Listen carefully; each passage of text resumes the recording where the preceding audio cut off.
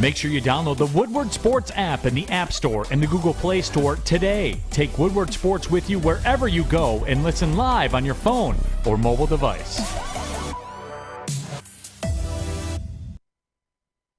These chairs are very tricky. What's up, everybody? Good morning. I almost fell out of my chair. Sorry for the inconvenience. Dude, I thought you were going to go through that window. Holy hell. How was your weekend, Terry? My week was fine. It was, in fact, I had a very good weekend. Really? Yes. Look at you, Mr. Positive. Thank you. Congratulations, Terry. Yes. Fish gives you a round of applause. That's how you know you're living life right. Maddie, good morning. How are you? Good morning. I'm well. You okay? How was your weekend? It was just dandy. Great. Is that just Great. dandy or just dandy? It was a weekend. Yeah. Okay. We're All done right, good. now. Well, good. We're gonna move on. I enjoyed my weekend. For any of you that care to ask, thank you very much. Anyways, let's just I get think right we into sort it. of didn't care, but great. It's all good. Let's get into it. Obviously, the Lions, day 2, day 3 over Friday and Saturday. You got to digest everything over Sunday. And here we are Monday morning. We get to talk about every single draft pick the Detroit Lions made. We'll go round by round. We'll start, Terry, of course. In the first round, number 2 overall, the Jacksonville Jaguars take Trayvon Walker. Aiden Hutchinson's on the board, along with Kayvon Thibodeau. Right. And A lot of supposedly talk. Walker had an auto accident right before the draft. No way. Yeah. So I don't know how he is, but yeah. Interesting. I didn't know that. Well, the Detroit Lions end up taking Aiden Hutchinson over Kayvon Thibodeau, which I thought was interesting. Yeah, who was not in an auto accident. Yeah, I found that interesting too. But I think, you know, you get two guys that are going to fit into this system. The Thibodeau, I don't know if he fits in with the line. I thought all that was baloney. But both guys are going to fit in. You got a local guy and high-end guy, high-energy guy. And that's exactly what Dan Campbell is. So maybe they just figured he would fit better with Dan Campbell. Absolutely. And they start, again, this is a guy, the hometown story. Everybody's feeling really good about it. What I would say about the Aiden Hutchinson pick is if you are naive enough to believe this guy is not a top 5 talent coming out of this draft, I'm not sure what to tell you. The Lions were able to take consensus, Terry. On most teams' boards, he was the number 1 player coming into this draft. Correct. Now, is it because it was a weaker draft? I don't care. What I know for a fact is that the Lions got one of the top 2 to 3 prospects on every GM's board, on every team, at number 2 overall. I think that's good value. And then, of course, Terry, they shock, I believe, the entire state of the NFL. Every single team was like, excuse you? The Lions are trading up to number 12 overall? And they gave up what? Nothing? You swapped first and second round picks, Terry. You gave up pick number 66 to move up 20 spots. 20 spots. Unheard of. The Vikings got finessed big time on the deal, and of course the Lions traded up and got what we all knew they needed, a wide receiver 1. DJ Chark, nice. Glad you signed him in free agency. Very cool. Can I He's be bad not- for a second, though? Go ahead. When they made the trade and before I knew who they were selected, I thought they were going to take Kyle Hamilton. Yeah, you know what? I'm not going to lie. I was having dinner, and all I heard was, oh, excuse me. Corey texted me first. So I knew like 2 minutes before the trade went down that there was a trade going down. Of course. And I yelled at my wife. I was like, go get the damn remote. I need the remote right now. I don't care about dinner right now. So she runs and gets me the remote. Turn on the TV. I'm like, please don't be Kyle Hamilton. Please don't be Malik Willis. Please, I don't want to deal with this. Please, God, no. They didn't just trade up all the way to 12 to get a goddamn safety. And then, of course, Brad Holmes treats me so well. And he drafts a wide receiver. A wide receiver this team needs. And not only that the team needs, Terry, you know, there's a saying that speed kills. Mm-hmm. Boy, this team is pretty fast now. St. Brown, Jameson Williams, DeAndre Swift out of the backfield. A very good offensive line. A good tight end. Like, this is going to be a team, I think, the offense will develop into a top, I would say, 18, 16 offense. I don't see them falling into the 20s this year. I think this is going to be a productive offense. I don't think they'll post up all the sexy yards. But what I tell you is I think they're going to be very efficient. And the Jameson Williams pick, CBS Sports gave it a B. I'd give it an A+. Nobody thought it was a reality, a possibility that in a pretty good wide receiver draft class, that the Detroit Lions were going to be able to walk away with one of the top 3 prospects. And that's exactly who Jameson Williams is, Terry. This is a guy, if he doesn't tear his ACL in the championship game, Alabama win it. And not only do Alabama win it, he's the number 1 prospect coming into this draft. Yeah, so I understand that. But here's the other thing.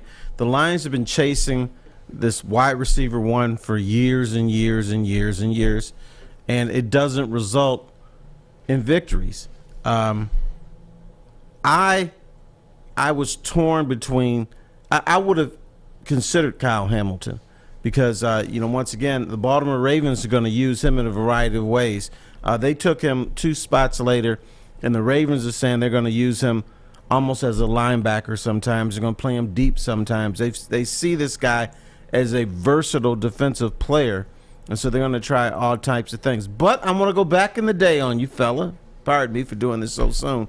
Going back to the Lions under Wayne Fontes, when they would lose games, the one thing he always said, I think we have a good team, we have good players, but we need playmakers.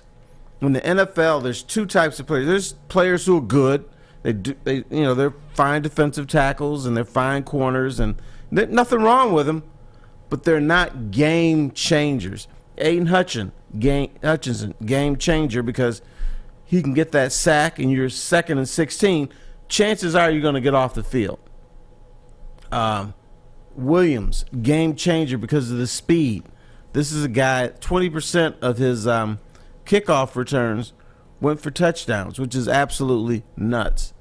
So, I was torn between Kyle Hamilton, who I would not have mind them taking, because I think this guy is a special player, is going to be a special safety against Williams, who I just heard over and over and over again, you need game changers, you need playmakers if you're going to win. Good players don't win for you. Game changers and playmakers do win for you. And you look at that first round. Right. You look at that first round. And again, you don't need to be a Devontae Adams type build. You don't have to be a Randy Moss to be successful, not even a Jamar Chase type build, right? Those are very special players. But you also see your Tyreek Hills. You see your undersized receivers. Hell, even Hunter Renfrow was a goddamn number 1 option out in Vegas last year. Like, speed kills. Jameson Williams has speed in abundance. And I think, to your point, Terry, game changers. The Lions possibly drafted 2 game changers in the first round on Thursday. I think they absolutely crushed the first round. I think the only team you could argue had a better first round would be the New York Giants or the New York Jets, given that the Jets got 3 players that were projected to go in the top 15, and the Giants got Kayvon Thibodeau and Evan Neal, who 2 months ago I could have told you would have gone 1 and 2 in the NFL draft. Right. Good for the Giants, good for the Jets. I think the Lions A to A+ first round. We'll get into the second round. This is where things get interesting, Terry. So I mentioned earlier they gave up pick number 66. I think that changed their draft strategy. And it went from 32, 34, and 66 to 2, 12, and 46. 46, right. There's a big gap now. And then between 46 and 97 until you pick again. So I believe the Josh Pascal pick is the player Brad Holmes was probably intending to look at trading up from 66 to 54, 58, 60, who knows, to get him. Once he knew that there was a 50-spot gap between him picking again, he went and got his best player on the board at 46, and I thought it was a home run. Yeah, and this is a guy that maybe people don't know much about, but if he can be first team all SEC at his position, he can play. That means he's beating out guys from Georgia and Alabama, Auburn. So, yeah, he can play. He's a guy that he's not very big, but he stands up well against offensive linemen. And, one thing that I've noticed about Brad Holmes, he likes to double up on people, especially on the defensive line, because people defensive linemen don't play every snap. They play 2-3 snaps, they go out, they sub out, then they come back in, because it's such a demanding position. So I think he's looking at, okay, hey, Aiden Hutchinson is my main guy, but he's not going to be in there 80 snaps a game. So I got to get somebody else that I trust that can still get to the quarterback when Hutchinson is down or he's on the sideline for those 2 or 3 plays. So I think it was smart for them to double down. And they got and double down on defensive tackle last year. Yep, and again, they doubled down at one of the most important positions, which is pass rusher, right? Get to the quarterback, and Pascal is an individual that can line up on the interior and on the edges. And that's very interesting. Again, Aleem McNeil, Levi, you have 2 interior linemen right now, but that doesn't mean Pascal won't be lining up on this at the same time as a Charles Harris and a Aiden Hutchinson. I expect a lot of rotation, and I think rotation's a good thing. You've seen gains out in Los Angeles along with Aaron Donald, Von Miller, the players they have, Lloyd, right? That is a rotation of players always consistently. So when Aaron Donald's on the sideline, they at least have somebody in there that you still have to account for. Right. So I like the idea of having depth on the interior line. I think it's great. And on what the happened edges, with Aaron Donald, it seemed like he always made a critical play in the last 7 to 8 minutes of a game. So he rests, and so when it's time to decide the game, I'm fresh. They absolutely paced him. What I would say on the Pascal draft pick is you're getting a guy that had the highest PFF grade coming out of the SEC. That includes Trayvon Walker. That includes a lot of damn good players that were selected at the edge position. It was a deep class. Everyone's pretty aware of it. What I will say is not only the highest PFF grade, Terry, a career 101 pressures in the SEC at Kentucky. And on top of that, Kentucky, who is more known for having a basketball program, let's be real here. They were, I believe they started the season 7-0, 6-0, and then they played Georgia, lost a tight, close game before Georgia blew away later on in that game. And they had a good season. It was a good season for Kentucky, and he was a big part of it. And Kentucky's no longer a joke in football. That defense wasn't a joke. That defense went toe-to-toe with a lot of good SEC football teams. So Josh Pascal, I think it's a very good pick. We'll move on to the 3rd round. This is where things get interesting. A guy that I thought would be available at 66, and they would take him obviously before all the draft talk, or excuse me, all the trade talk. Kirby Joseph at 97. This gets an A from CBS Sports, and I'll actually agree with him. It is an A, and I would give it an A. A ball-hawking safety, a safety that you can add into an interesting dynamic because you do have Tracy Walker, you do have Deshaun Elliott, but what I would say about Deshaun Elliott is there's a reason why the Detroit Lions were able to sign him, Terry. He's always hurt. He's never available. When he's on the field, he's one of the better top 12 safeties in the NFL based on his rating, his PFF grade. He's solid. He's a solid player, but he's never available. That's why you have him. And if you're going to bet your house on Deshaun Elliott playing 17 games, you're probably going to lose your home. Now, would it be nice if he played 17 games? Absolutely. That'd be nice. It's just not the reality of the NFL. It's a tough sport, physical sport. He plays a very physical position. Oh, did I mention he is a heavy-hitting safety?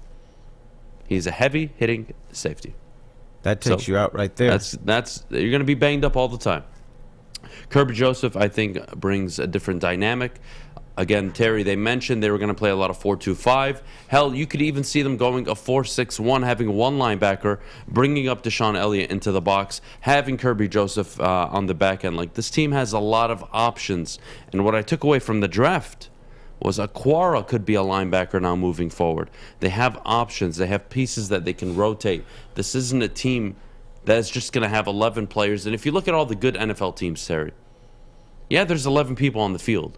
But there's 3 or 4 guys on the sideline that do make an impact on the field. When those 11 guys, especially the star ones, need a break.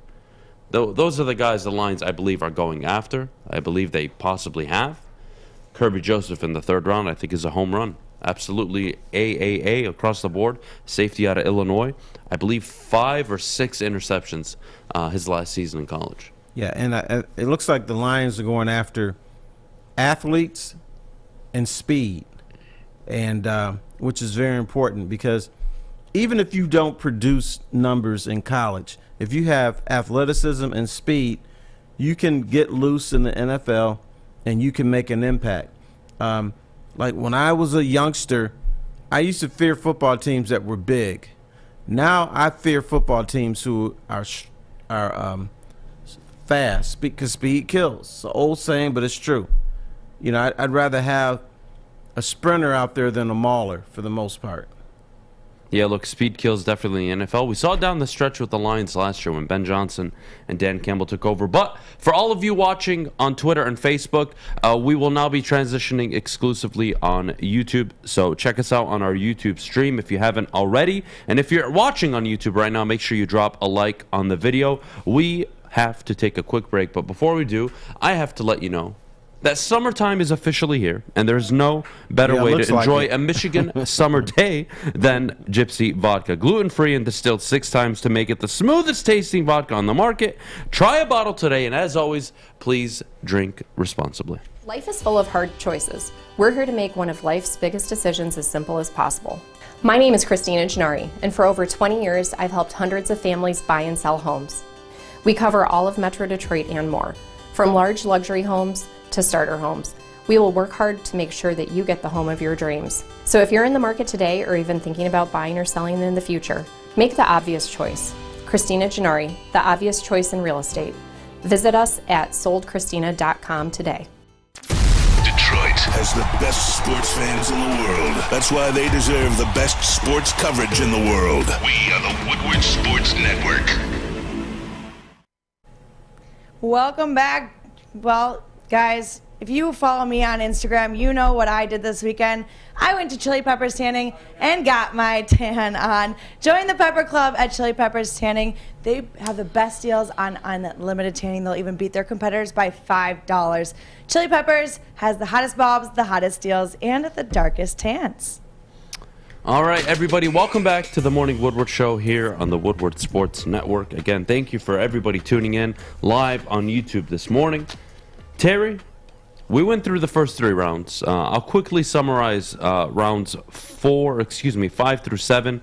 The Lions took a tight end, James Mitchell, Malcolm Rodriguez, who I think is a very interesting pick, by the way, captain at Oklahoma State, James Houston out of Jacksonville State, and, of course, Chase Lucas at the end of the 7th round. What I would say, Terry, is there's a theme here. Athletes and players that could develop. And what we noticed last year with the coaching staff, even if it wasn't a lot of wins, Terry, you saw player development at least. I don't think anybody could argue there were players like a Jerry Jacobs. There were players that were developing and playing, I would say, a decent role on the team that you just didn't expect. And I think that does come down to coaching. So look for a lot of what Brad Holmes will be doing in undrafted free agency now is finding players that they believe have high upside or potential upside, and just see if the coaching can prop them up and bring them along the way. I'm sure it will. And I think the main thing with the Lions is there's a reason Dan Campbell got a bunch of former players, not just former players, but guys that haven't been out of the league that long. If I'm 80 years old and I'm a former player, I don't know what it's like, I don't know what it's like to be on that field, 4 years or 5 years prior. A bunch of these guys at least have been on the field within 10 years, and they know exactly how the NFL has changed, and they can coach these guys in a different way. Absolutely. Well, Terry, let's move on from the round-by-round breakdown. Let's move into, did the Detroit Lions, in your opinion, Terry, and obviously I'll give mine, did they make a mistake passing on a quarterback? And really, that question, I think, was already answered by Brad Holmes, which we'll get to around 8:45. But a lot of people, Terry, their takeaways this weekend was, well, the Lions are committed to Jared Goff. And I scratched my head a little bit because, you know what? I think you have to be extremely cynical or just really dumb to walk away from the weekend with that mindset. And I'll tell you why. There's a bunch of dummies out there. A lot of dummies, absolutely. I'm with you on that.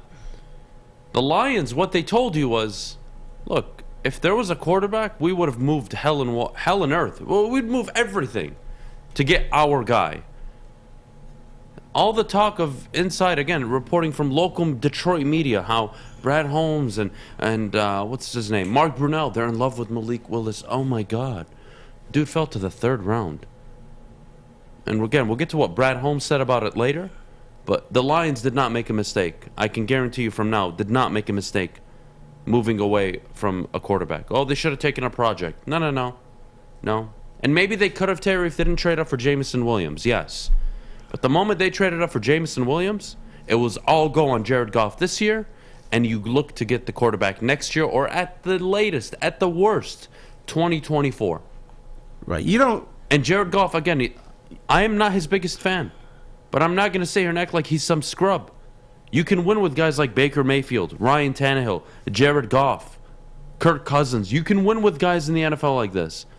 Do I prefer a franchise quarterback, Terry? Absolutely. I would love one. Did you see a franchise quarterback this year? No. Then you leave it alone. Thank you. You just say, hell no.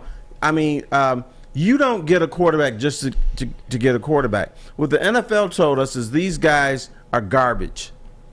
There's not a franchise quarterback. There's not a guy that's going to elevate your franchise. And I love how people know so much about Malik Willis. And you ask them, how many games did you see him play? None. They didn't see the guy play, but they know he should be quarterback in the Detroit Lions. So I think the NFL made it loud and clear. These guys weren't very good.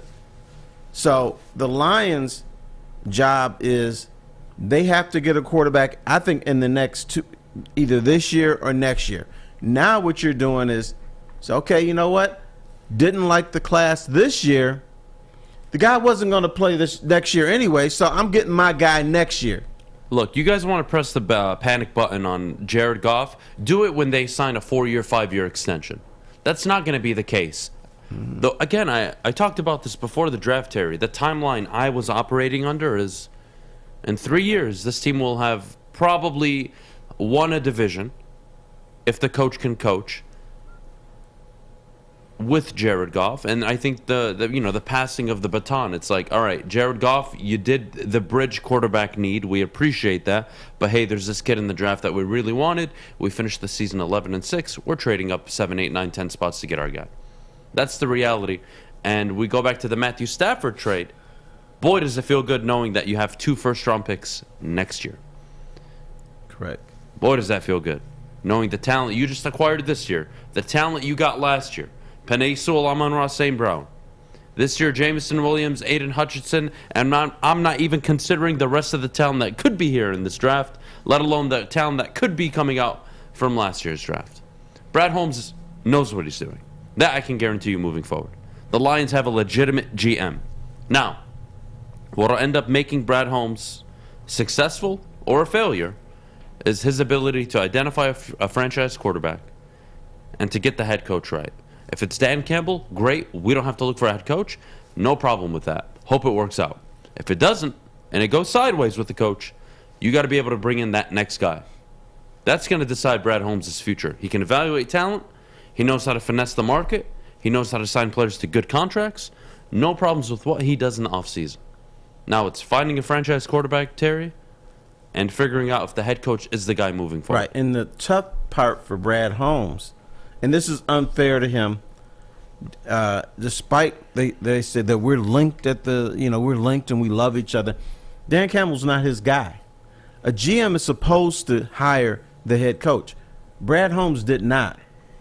So I'm curious, what if Brad Holmes is like, this ain't the guy?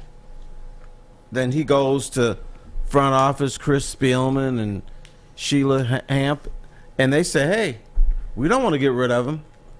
Then what happens? Who knows? That is a scenario I hope would never happen. But what I would say is Travis in the chat is on point this morning. Travis says Goff can't win in the cold. He turns into a different player. All right, Travis, I don't know if you know this. I'm about to break some insane information to you. 1 second. It's coming in from headquarters right now. Yes? Hello? The Lions playing a dome? 9 times a year? At Ford Field? Oh, who knew? Who knew? And then you got Minnesota. Unbelievable. 2 more games in the dome. That's a game there. What, Chicago, and 1 game in Chicago, 1 game in Lambeau. Oh, my God. Do you know you're playing the NFC East? Enjoy it. Like, whatever. I'm not going to get into it. I'll ignore the stupidity. But, Terry, before we head over to Jeff Blashill around 8:30, I do want to reiterate, the Lions did not make a mistake by not taking a quarterback. And I thought it would have been a same old Lions narrative and a move to take a Malik Willis, a Kyle Hamilton at 2. Thank goodness for Brad Holmes, they don't make that decision. And I thought it was super interesting, all the talk, again, before the draft. Detroit credentialed media sitting there not only lobbying for Malik Willis, but propping up the idea that, Mark Brunell, Dan Campbell fell in love with him at the Senior Bowl. My takeaway is Brad Holmes and his staff, Terry, they walked away from the Senior Bowl knowing what the hell they didn't want. And that was not a single player, because they didn't take a single player from that Senior Bowl. In undrafted free agency and in the draft. No, that's true. But, the thing is we, in the media, and I'm going to criticize my media brothers and sisters, we make an assumption that just because you you coach somebody in the Senior Bowl and then said nice things about them, that's your guy. That doesn't mean anything. Adam, here's the thing that we've got to learn as a media. Do not listen to what people do. Don't listen to what they say. See what they do. Because we get lied to every day. Or the truth is stretched or massaged every day. Because if a guy is on your team, you got to say nice things about him. Whether it's the Senior Bowl, whether it's with the Lions, the Vikings, or whatever. It's your guy. You got to keep the peace, and you say nice things, even though you may not necessarily mean it. So, the whole Malik Willis thing, I think the Lions saw they didn't like him, but you know what? We're coaching the guy. We don't want the guy to fail in the NFL. Somebody else likes him, so we'll say some nice things about him. Yeah, how much do you want to put into, obviously there's, everybody, it's a smoke screen, this article, that article, people coming out with this statement, whatever it may be. What I will say is they're going to have to address the quarterback position eventually. I'm glad they're not forcing themselves to do it. If the quarterback isn't there for you, good. Find the next one. You want to take a flyer on in the 3rd, 4th round and hope you end up with a Dak Prescott, Russell Wilson. Good luck. That happens maybe once every 7, 8, 9, 10 years. If you want to be that team that lucks into it, congratulations. Not willing to do it. The majority of the quarterbacks that are successful are taken between picks 3 and 7. That's the reality of the NFL. Having said that, here we go. I'm excited. Terry, we're going to take a quick break. Jeff Blashill's contract will not be renewed by the Detroit Red Wings. He will be let go officially at the end of the regular season. We'll get Terry and myself's thoughts on that. But before we do, Maddie, could you tell everybody at home about the good work the people at the Sports Marketing Agency are doing? Yes, I can. The Sports Marketing Agency helps spread awareness about mental health and substance abuse. Their new podcast, This Is the F Word, helps spread awareness of fentanyl and other addictions. Go to thesportsma.com if you're struggling or know someone who is, and let them know that Woodward Sports sent you.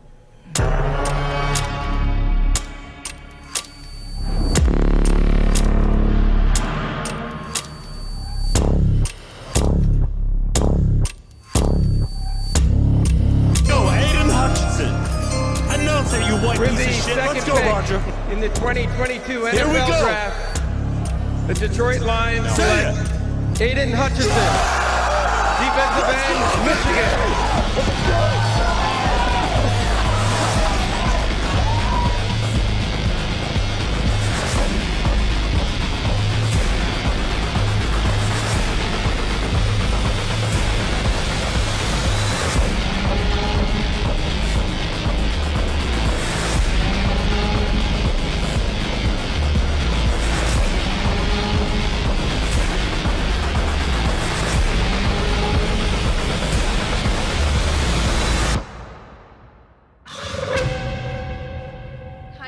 It's Crystal with an X.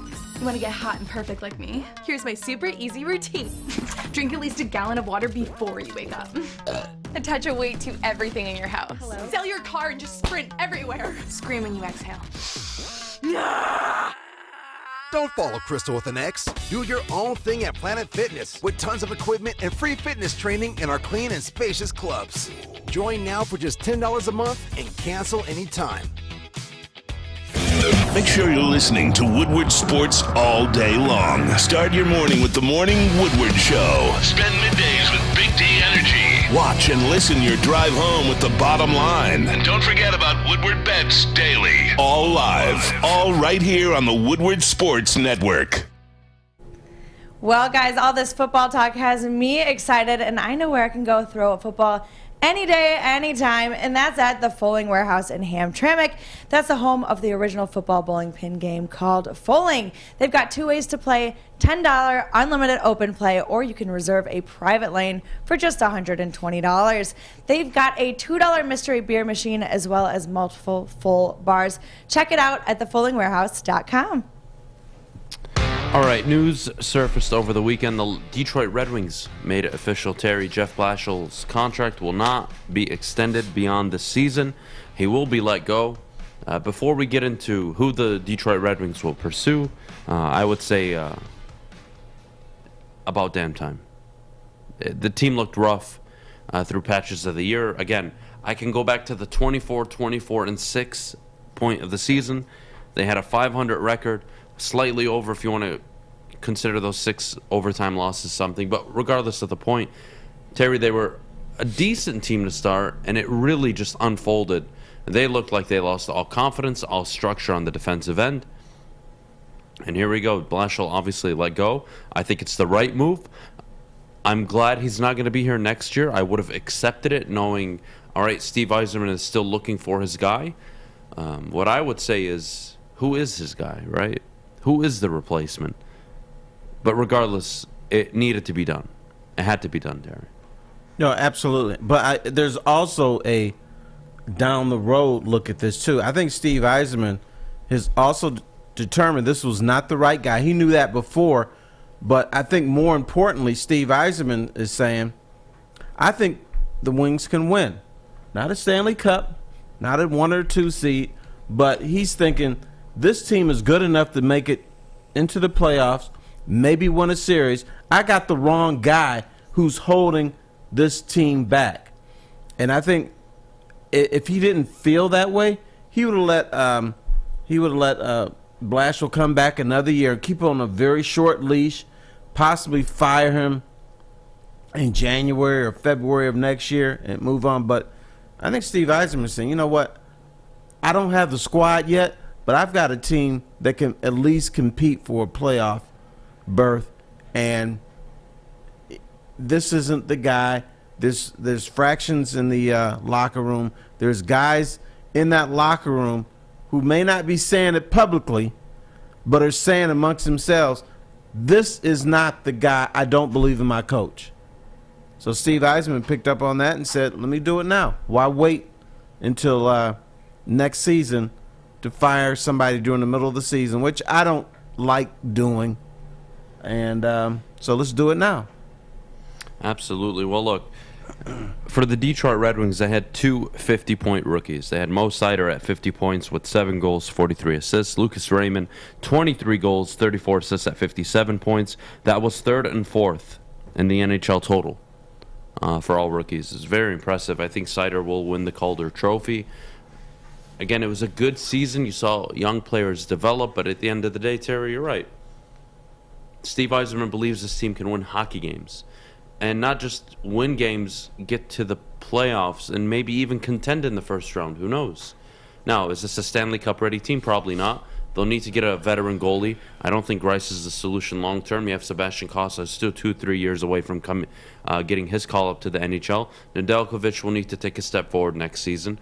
You're going to want to address more goal scorers. Jakub Vrana is unbelievable. That's nice, but is Tyler Bertuzzi going to get you another 30-goal season next year? Ideally, yes. I wouldn't bet on it. I'd bet on Lucas Raymond to go from 23 to 31, 32 goals next year. So they still need at least one more 30-goal getter. And if they can do that, shore up the defense. Mo Sider taking a better step into year 2 with the right head coach. Yeah, this is a 6-7 seed next year, I believe. See, I think Bertuzzi can get you 30-plus next year. Here's why. This year, there was a lot of distractions with the vaccinations, with not being able to play in Canada. All of that disappears next year. So he can focus on just playing 82 games. He can focus on just being a Red Wing. He doesn't have to worry about vaccinations and stuff like that. So I think mentally he's going to be in a better place. And I think Bertuzzi's got talent. When you just watch what he does on the ice, this dude can, I'm not saying spectacular things, but this guy's pretty solid. So you get all this vaccination stuff out the way. Can I play in Canada or can I not? You get all that out of his head. And probably guys in the locker room, even though they didn't say it publicly, looking at this dude and say, okay, you didn't take the poke. You're not going to be with us all the time. I'm looking at you sideways. Not going to say anything to the media. We'll keep it in-house. But that plays and weighs on a person. All that disappears next year, hopefully. Well, they were looking to trade him. He was rumored to be, they were rumored to be in conversations with the Pittsburgh Penguins, I believe. The Detroit Red Wings were in regards to Tyler Bertuzzi. But, Terry, at the end of the day, this is a guy that needed to go.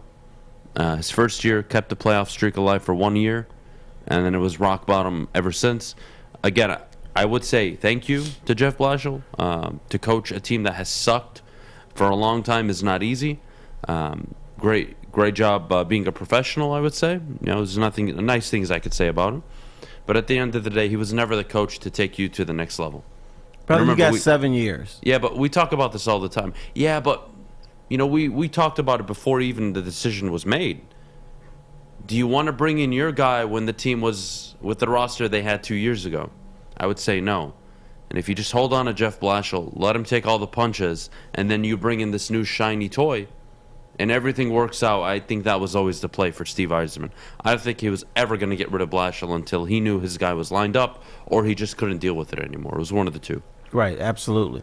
Or he thinks his team can win something. He thinks his team can be in the playoffs. He thinks his team could be at least a 500 team through 82 games. I think so. And not 40 games. Absolutely. I believe that 100%. What I would say about Blashill, too, is, again, we talk about this with, Lions head coaches, Pistons coaches, whoever it may be, any sport. What's your ceiling? Jeff Blashill, if you want to say he peaked year one, even though the team went into a full-scale rebuild, fine. This is not a guy lifting a Stanley Cup, in my opinion. That's not a Stanley Cup quality head coach. And when I know your ceiling and it's not all that high, and you're not able to, I don't believe you can get me to a conference final, a conference semifinal. Yeah, I'm done, Terry. I'm not wasting my time anymore. He can get you to a CCHA championship. Maybe. Yeah, that's good. Not what I'm interested in. No, we don't want that here. Oh, goodness. Well, let's transition a little bit. We do have a few minutes before we get to Brad Holmes' conversation on quarterbacks. Terry, what I would say, revisiting the Detroit Lions draft, if you were to give them a grade for the full draft, rounds 1 to 7, what are you walking away and what are your takeaways? Because there are some people who have come out and said, yeah, I thought the first round was a disaster. They didn't take the best edge rusher on the board. They traded up for an injured wide receiver. I'm not happy about the unknown kid out of Kentucky. What would you say to that, and what's your grade? I'd give him a solid B plus maybe. I think it's very hard to give grades now because there's going to be some guys you thought were surefire who are going to be disasters. Look, what did every fan want? Nakobe Dean. Fans are stupid. He goes in the 3rd round. You wanted him too, so you're stupid too there, brother. No. What are you talking about? You thought he should be a 1st-round pick. Oh, yeah, absolutely. Okay. Yeah. And he wasn't. I didn't think he'd fall to the Lions. Okay, now I'm not saying for the Lions, but the NFL said he's not a 1st-round pick.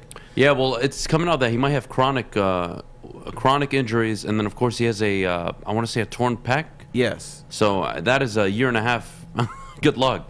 That's why he fell, to be fair. But what I would say is if you're going to give him a B. delayed surgery and made it worse. Yep. What I would say is I wouldn't give him a B. I'm going to give them an A, and I'll tell you why.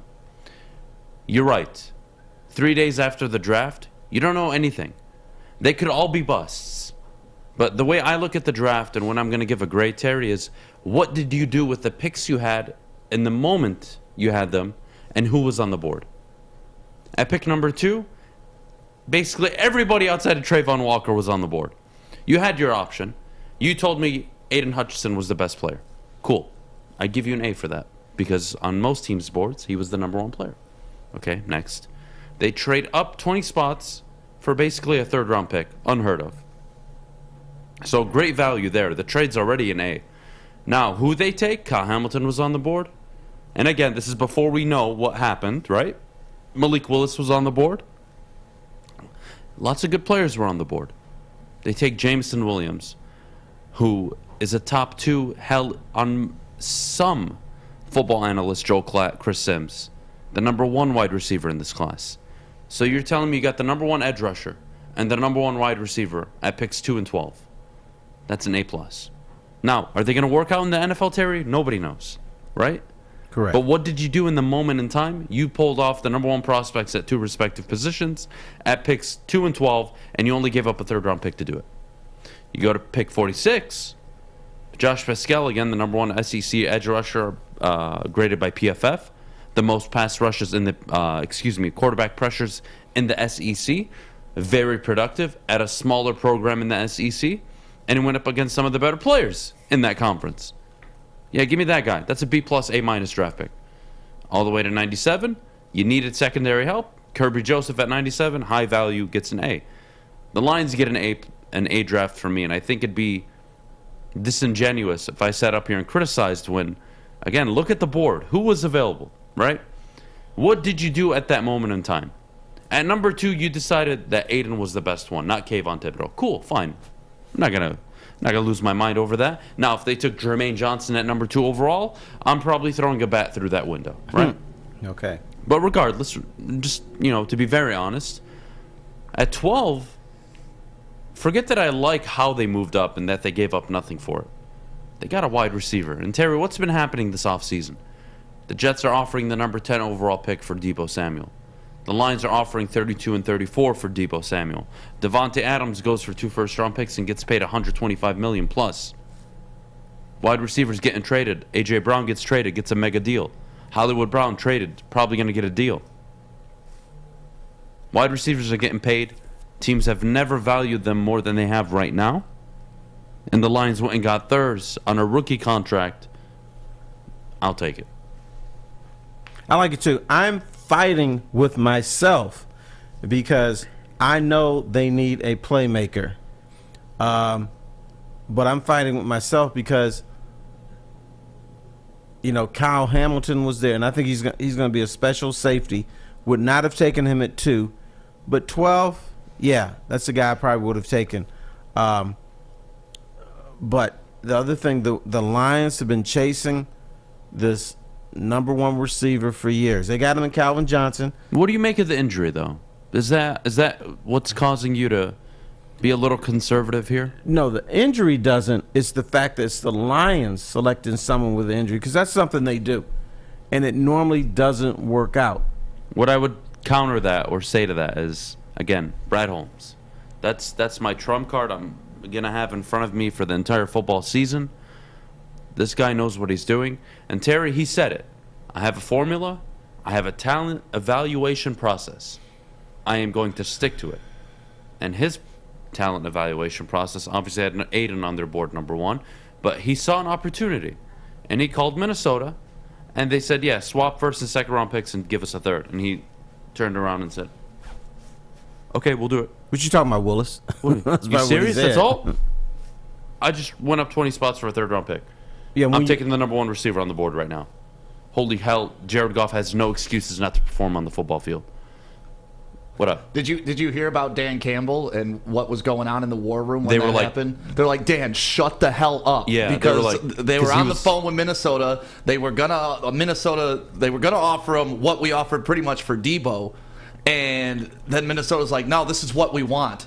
And Brad Holmes like, dude, shut the hell up, because Dan Campbell's like a kid in the candy store in the back, knowing that he was literally jumping. He was literally jumping and pounding tables. They literally had to calm him down. That's how awesome. He almost blew the trade. Yeah, exactly. Can you imagine that? You're on the phone making the trade, and then in the background, Dan Campbell's like, yeah, we're screwing him. The guy's like, what? Wait, what? You know what, Brad? Give us 2 first-round picks, a second and a third. How about that?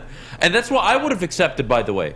If the Lions would have gave up next year's pick for the Rams, this year's pick, a second and a third, I would have been okay with it. The fact that they only swapped and gave up a third. What if Brad Holmes had shot Dan Campbell? Oh, 100% he would have fired him. 100%. We got to take a quick break.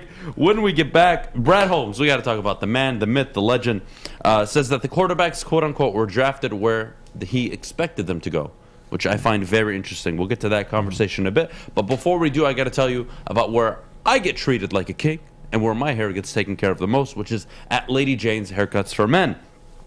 Open 10 to 8, 7 days a week, walk in anytime, relax, watch the Lions absolutely crush the draft like they did, and before you know it, your hair will be game ready. Get to Lady Jane's again, open 10 to 8, 7 days a week, walk in anytime. It is wicked awesome. He's going deep, right side. Oh, that is Edwards out there. He goes up in the air at the goal line. Hey, it's Brandon Edwards here, wanting to welcome the sports marketing agency to Woodward Sports Network, to the family. Glad to have you guys. For the last decade, the sports marketing agency has literally leveraged athletes around issues such as mental health and substance abuse. Glad that we can finally start trying to get the stigma off of mental health that's been there for all these years. You don't have to go to the beach, man. You don't have to get your butt crack full of sand. You just need a little chili peppers, man, to get that glowing beach chili peppers tan. Woo! With 26 locations in the Metro Detroit area and more coming, Chili Peppers Tanning is where you'll find the cleanest salons in the D. Join the Pepper Club for the best deals on unlimited tanning. Head to chilipepperstanning.com. You just need a little chili peppers, man. We all know Cade should have been Rookie of the Year, but you know the saying, Detroit versus everybody. Uh-oh, Cunningham all by himself. Woodward Sports. Welcome back. Thanks for joining us on the Morning Woodward Show here on the Woodward Sports Network. Also featured on the Roar on 99.1, 93.5, and 94.7 HD2. Guys, despite what the rest of the world may think, Brad Holmes thinks that the quarterbacks actually went where they were supposed to go. Which is music to my ears, by the way, honestly. Let me tell you, again, I can respect that the quarterback position is the most important position in football. And if you believe that's the guy, you go and get him. Right, Terry? I think that's fair. Bam. And if Malik Willis was the guy or Kenny Pickett, you get him at 2. No problem. You had to watch them play to realize that these guys are not something special here. And even then, like, was anybody coming out Justin Herbert, Joe Burrow? Meh, not really. Maybe Kenny Pickett athletically, but nowhere near the arm strength or the talent of Joe Burrow or Justin Herbert coming out. And these are guys taken at 1 and 7. I found it tough to swallow that there was actually a hype train, not only in the media, but also the fan base, that it was Malik Willis or go. And, you know, bottom line, Maz and Ryan, I restrained myself from hitting them with a baseball bat, and I'm glad I didn't. You know, I ended up getting what I wanted in the end from the Detroit Lions in the draft. But, again, it's interesting. He says, Terry, they were drafted where he expected them to. No, that's him being nice by saying they're garbage.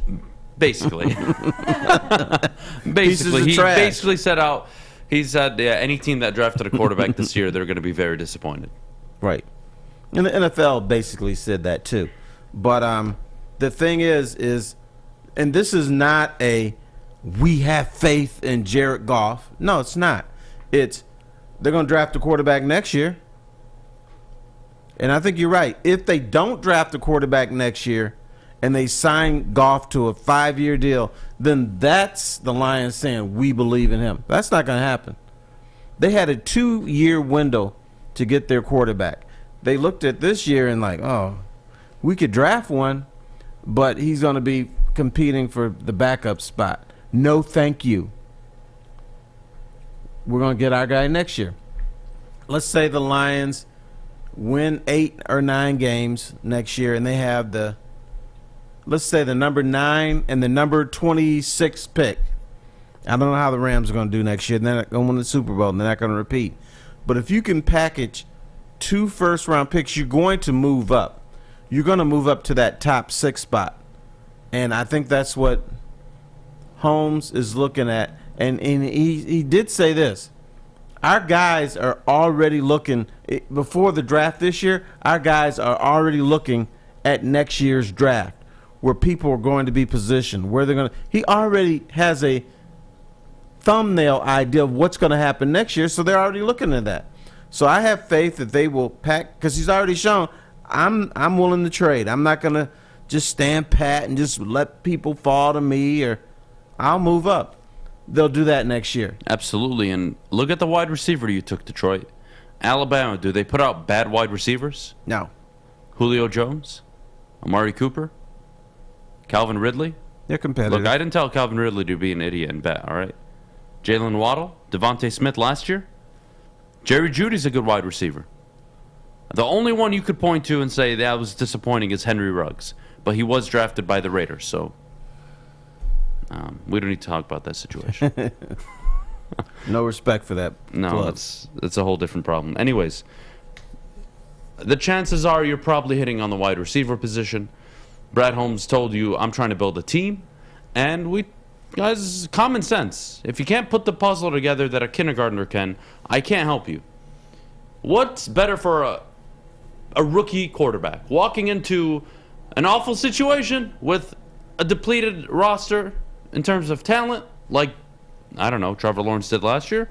Or is it nice getting drafted by the Chargers, who had an abundance of talent on the offensive side, and Justin Herbert gets to walk in and look like a pro-ready quarterback? Usually that rookie walks into a disaster. Yep. He walks into a Urban Meyer. He walks into the Cincinnati Bengals when they were bad. So if you can get the juices flowing before he gets here, that's going to help you out a lot. Well, Joe Burrow was very fortunate, by the way, because he did get hurt.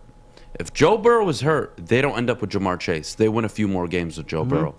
Like, sometimes you need luck. And Joe Burrow, that season, his rookie year, was throwing at Tyler Boyd and T. Higgins. Those aren't scrubs. What took them over the top? Yeah, Jamar Chase. Yeah, literally Jamar Chase was being compared to Calvin Johnson coming out of college. That was the type of prospect he was. Yeah, they did good. You got fortunate. See what happens when you surround a quarterback with talent and a head coach that can put him in positions to win? Now, switching leagues, they almost did the San Antonio Spurs thing, where the Spurs were always a good team, but then David Robinson back in the day got injured, so they didn't have as good a record as they expected, and they ended up with Tim Duncan. Yep. Nick Bosa for the Niners. Right. Jimmy Garoppolo gets hurt. They go down all year. They suck. Nick Mullins is the quarterback. They get Nick Bosa. Bam, Super Bowl. Right. Now, this won't happen for the Lions, but they got that draft capital. Yep. They got the 2 first-round picks. That's the trump card right there. Oh, I'm feeling good about that, by the way, because I had to sit up here and argue with Nimrods that the Lions should have taken the Carolina Panthers deal, where you swapped Matthew Stafford for the number 8 overall pick, if I'm correct. That was it. And you could have ended up with Micah Parsons. Okay, fine, in hindsight, fine. But how good does it feel? Here, forget hindsight. Let's use hindsight, all right? What would you have preferred? Penei Sewell, Micah Parsons, and Aiden Hutchinson? Or Penei Sewell, Aiden Hutchinson, Jameson Williams, and a future first-round pick? I'm kind of taking the latter on that one. Sorry. Yeah, because you have more playmakers. Yes. And you're going to get your quarterback. Don't know who it's going to be, but it'll be somebody. I bet you Brad Holmes is already on the phone calling folks up. Hey, what about 2023? Let's talk. I think all the GMs now, when they call Brad Holmes, are going to be like, no, F this guy. He just traded up 20 spots for a third-round pick. We're not letting him off the hook. For the first time, GMs will see Detroit Lions on there and just hang up. Yep. I'm not getting fleeced. Yep, 100%. 100%. You know what's funny, though?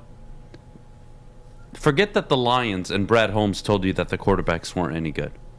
And I don't like Seattle, and I don't like how they're operating. But Seattle and Atlanta even, before they took Ritter in the second round, I believe. Before they took Ritter, it was, we had top picks, we took Drake London, we traded back. Like, these teams told you, yeah, we're not going quarterback in the first round.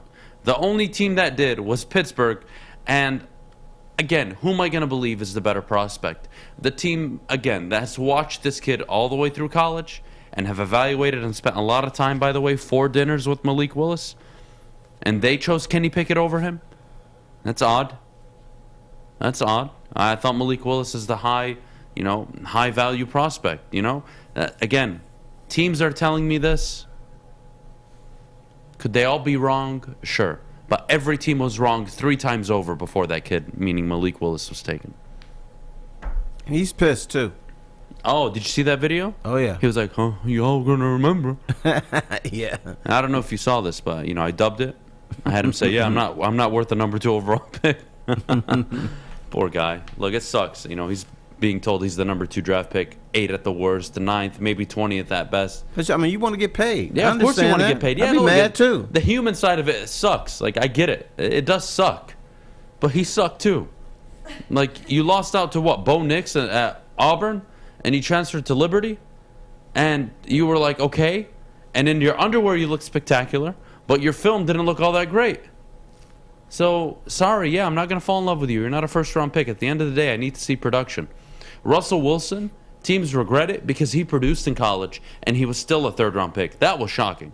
It is. But at least we got to see Malik Willis. I mean, not Malik, but Russell Wilson play. Yeah. We saw him play at North Carolina State. We saw him play at Wisconsin. Yep. I love how people became draft experts on Malik Willis, and you ask them, did you see him play? And then ultimately they say no. But I watched the highlights.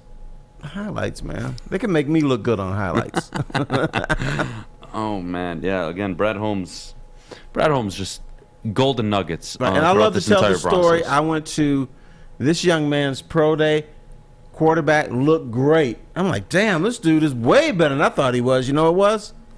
Brian Hoyer. Oh, God. I mean, he was a good backup, to be fair to him, right? He was a good backup. Yeah, I mean, but he wasn't a guy that okay, I'm going to give you the keys to the car. Yeah, no, absolutely. But during his pro day, he looked like that. I'm like, oh, shoot. Yeah, again, the revisionist history on Dak, right? On even Russell. And again, at least with Russell Wilson, I can point back and say, I got to see him be productive. And his grade, I believe, was a late second, mid-third round pick. And he went, and I want to say in the 3rd round. It's not awful. And do the teams regret it now? Sure, but he did walk into the Legion of Boom and a good offensive line in Marshawn Lynch. Yeah, and we also have to remember one thing. At first, his teammates didn't respect him. They thought he was a howdy-doody guy, a little overrated, so he had to earn his respect. So it didn't come right away. Yep. Well, I'll tell you what, Terry. Top of the hour coming up shortly. We'll talk about the Jameson Williams trade. It's the first time, by the way, the lines have moved up in the first round since 2010. It was the Javid Best trade. Bad memories. Poor Javid Best. But we will be back in a sec. But before we do, Maddie, could you tell everybody at home about what you'll be drinking right after the show? Yes, I can. What I'll be drinking is a Cintron, sugar-free to be exact. This is the summer of Cintron, everyone, and now Cintron is available at Kroger. Make sure you pick some up at your local Kroger. They have a deal going on right now. It's 2 for just $4. It's an absolute steal. Cintron is the new energy drink for the active lifestyle. Drink it, live it with Cintron. I'm Kay Cunningham. Working with Hall Financial to purchase my first home was easier than I could have ever imagined. They treated me like family from start to finish. Find out for yourself at callhallfirst.com. Woodward Avenue, the first paved road in America. Woodward Sports, the first sports network born in Detroit and made for Detroit. Nah, we have Wing Snob here. You guys know I like talking about chicken. I had some on Friday. It was wonderful. Fresh, juicy, hormone-free chicken. Wing Snob has the best traditional wings. Try out their signature sauces, Jamaican jerk or lemon pepper. Their wings are tossed to perfection in any sauce that you may choose. When the wings are this good, you're allowed to be a snob. Order online now at wingsnob.com. Wing Snob, we just have better wings. Who that is. And we're back. Sorry, guys. Camera issues. I look like a goddamn red tomato. Anyways, here we are.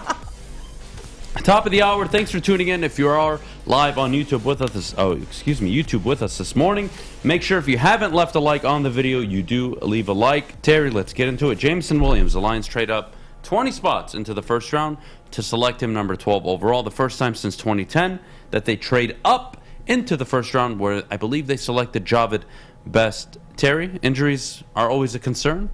Yes, coming out of college with an ACL injury is not ideal, but I would argue Cooper Kupp just came off an ACL injury and had an MVP type year.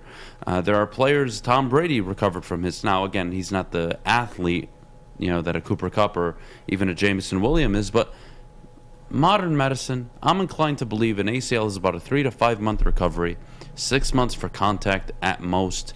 The guy's going to be ready.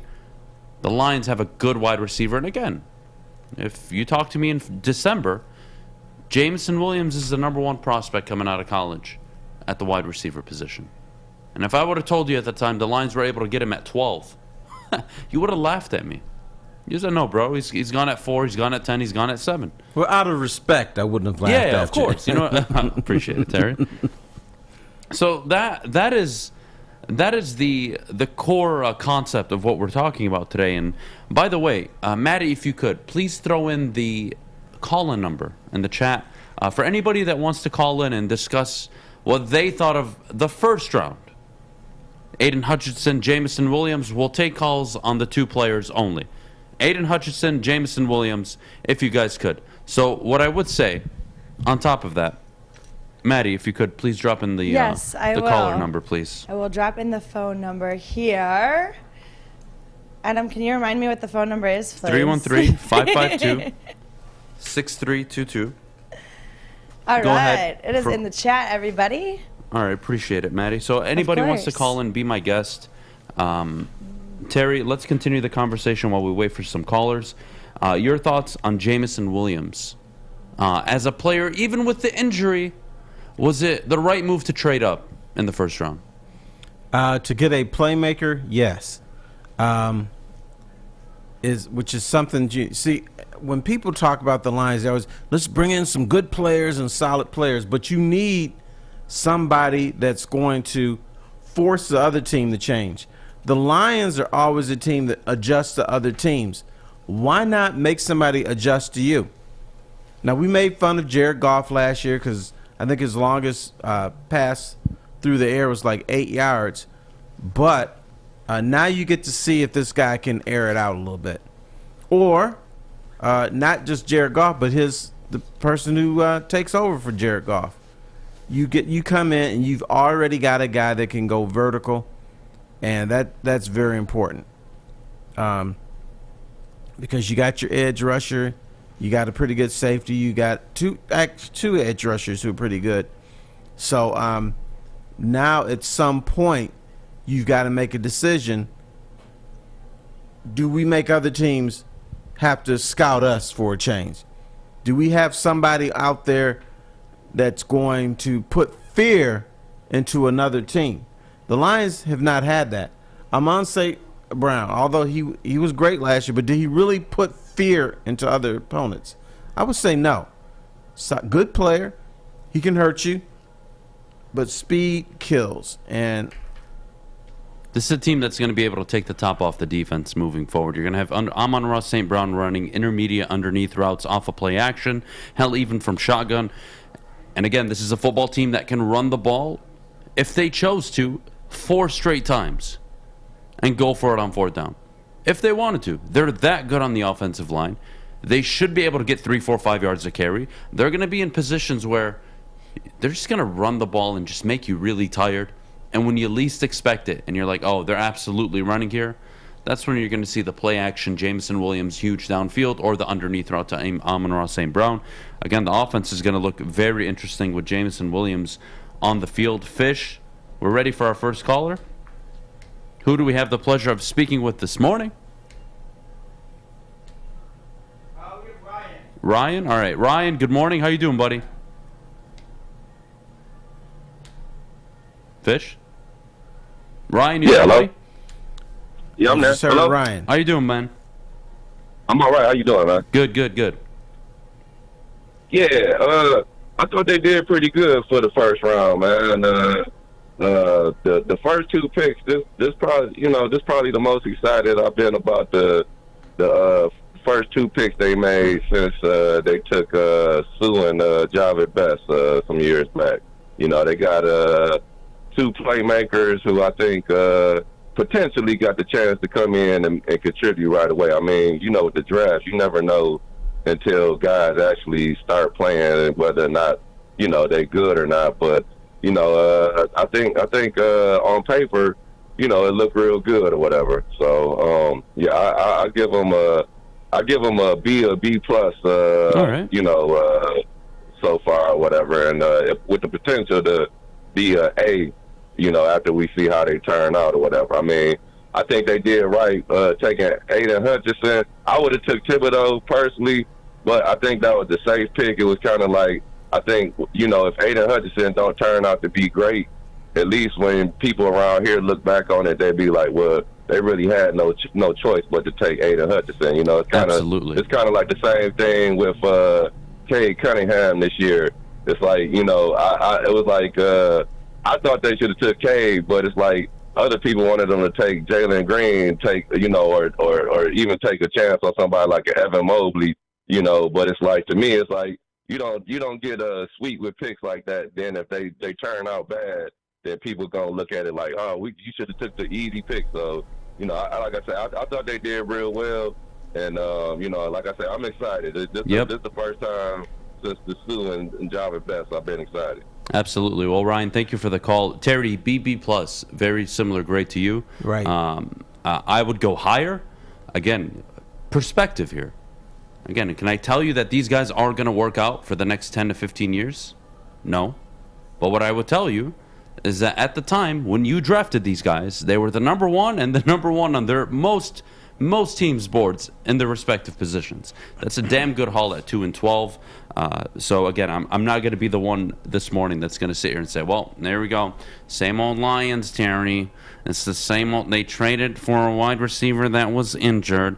There was this, there was that. Oh my goodness. Well, there is that. It's ridiculous. And I think the Lions fell for the Thibodeau fake. You know, all this, you know, stuff about him came out. I'm convinced it was coming from New York, that either the Jets or the Giants wanted him desperately to fall to them. And why is that? Because those teams said this guy can play. They may not say he's the number 1 guy, but he's at least the number 2 guy, and he's a guy that can help us win. So I think all this noise was coming out of New York from somewhere, and it was noise. You know, not the right fit. He's too smart. You know, he was supposedly that he was going, you know, going around playing chess, and that's a down, or that's a negative thing, because the guy was smart and the guy has his own mind. I don't think that's a reason to downgrade the guy. But I think Thibodeau just, for some reason, somebody wanted him to drop, and I'd like to know why. Yeah, well, I told you, if I was the Giants, I would have put out reports that Kayvon Thibodeau was running trains on dudes in college. I would have put out that he was a drug dealer, DUIs, hit women. I would have put out all the bad stuff that you could imagine to make sure he fell. And that's the unfortunate reality of the NFL, and you can't tell me or convince me otherwise that teams aren't doing it. But, Fish, we have another caller. Who do we have the luxury of speaking to this morning, Fish? We have D. Smitty. D. Smitty. All right, D. Smitty, you are actually somebody that has submitted a ton of mock drafts, so thank you for that. D, what do you think of the Lions' first round? The first round, I'm going to have to go with you on the B+, only because, and what up, though, by the way? I didn't even say good morning, but... yeah, only because of the ACL for Williams. That's the only thing that brings that grade a little bit low. But, you know, as soon as he gets healthy, the Lions got a potential to have a top 10 offense. What I would say, Dean, and I want your opinion on this, is if I told you before the draft that the Lions would end up with Jameson Williams, you would look at me, you would probably laugh at me. And if I told you that they would swap first round and second round picks with the Vikings and only give up pick 66 to get arguably the number one receiver on the board, I don't think people would believe me. And that's why I'm inclined to give it an A, even if he does have the ACL injury. By the way, he is on schedule to be ready for camp. I don't know. That's what he's saying. We don't know that. Fair, that's what he's saying. But D, what I would say is this guy's ready. And again, you got him for basically a bag of peanuts. I thought it was a great trade. I'd give it an AD. And at worst, exactly, he won't join the team and play until October. And if that's the case, that's not a deal breaker to me, because I'm not expecting the Lions to win the division this year. I'm not expecting them to be in the playoffs. So if you got to wait for this guy until October, I'm fine with that. Hey, put it this way: No we biggie. could have kept Matt Patricia and ended up with Cole Strange. I can't believe the New England nobody had a worse draft, in my opinion, than the New England Patriots. But D, thanks so much for the call. Appreciate it, man. All right, you too. All right, Terry. Okay, we have one more, last one on the board at the moment. It is Eddie from Pontiac, and he is on the air. All right, Eddie, good morning. What can we get from you? I just want to talk about the Williams pick. Okay. I really like the pick. The only thing that concerns me would be, like, ACL injury, back in the day it was worse, but now, it's not that bad. But it's something that scares me, like, you think about, like, Odell Beckham Jr., how that ACL kept coming back, like, throughout his career. That was the one thing that really scares me about the pick. Yeah, it is definitely not ideal, especially at the wide receiver position. Typically, players that get hurt usually get hurt again. What I would say is it's an injury that you can recover from. It's no longer an 8 to 12 month recovery where you're missing a full season, and if you tear it in November, you're probably missing all of next season. This is an injury now that 3, 4, 5, 6 months, you're up and ready to go. So even if, again, it tears it again, ideally he doesn't, that is always going to be a concern, but nobody can predict the future in terms of will he get injured. What I would say is, again, that was his first major injury of his career. The speed hasn't gone away. And we saw Cooper Kupp recover from his ACL injury and absolutely dominate the league. So I wouldn't be too worried about it, Eddie. True. Yeah, that's a good point. What do you make of the Aiden Hutchinson pick? Were you a Thibodeau guy, or do you think Aiden's the right pick? No, I was Aiden Hutchinson all the way. That was Very a good. home run pick. I'm surprised he fell to the number 2. I don't know. Jacksonville win with the Walker pick. I don't know why, but I'm just glad they did. All right. Well, Eddie, I got to thank you for calling in this morning. Thanks so much.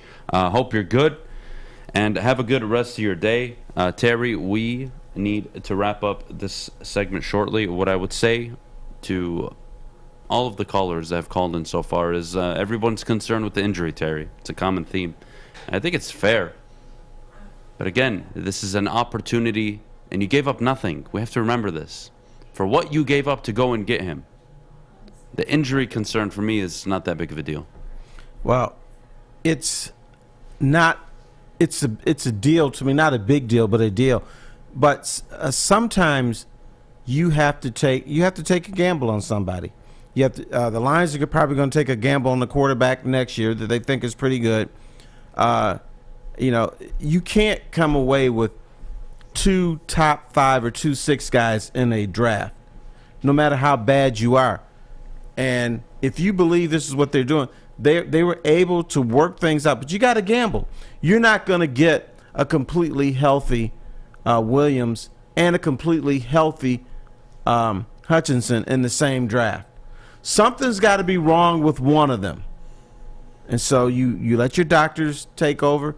You let time take over. And it is a little bit of a gamble. But you have to take that gamble and hope that it works out. All right. Well, again, Lions trade up for Jameson Williams. Take Aiden Hutchinson, number 2 overall. I thought it was a very good first round. I thought it was a very unique draft. Again, I like the Lions being unpredictable. I don't think anyone truly believed they would be able to move up 20 spots. The mock drafts, if you want to call them, the ideal trades were, moving up to 26, 24, 22. To move up 20 spots and get one of the top 3 receivers in the class is unbelievable. So well done to Brett Holmes and his Brad Holmes and his scouting department. We do have Corey Woods coming on in about a minute or two, so we'll get to Corey. But before we do, we just need to go to break, actually. No, do we? Yeah. All right, Maddie, tell us. Yes, I'm going to tell you about It's Sticker Genius. Sticker Genius, as you can see, is a proud partner of Woodward Sports. They did this beautiful wrap inside of our studio. When it comes to stickers and signage, think Sticker Genius. They go to their website to find out more at stickergenius.com. Cintron is the official energy drink of the Red Wings, proud partners of the Detroit Pistons, and exclusively served at Little Caesars Arena. If you're looking for premium ingredients, long-lasting energy, balanced hydration, essential vitamins, and great taste, Cintron is your top choice. Cintron is the official energy drink of the Red Hi Wings. Diamonds, it's Crystal with an X. You want to get hot and perfect like me? Here's my super easy routine. Drink at least a gallon of water before you wake up. Attach a weight to everything in your house. Sell your car and just sprint everywhere. Scream when you exhale. Don't follow Crystal with an X. Do your own thing at Planet Fitness with tons of equipment and free fitness training in our clean and spacious clubs. Join now for just $10 a month and cancel anytime. You have an opinion? Make sure it's seen and heard. Corner, jumper, tweet us, hop on the YouTube chat, slide in the DMS at Woodward Sports on all social media.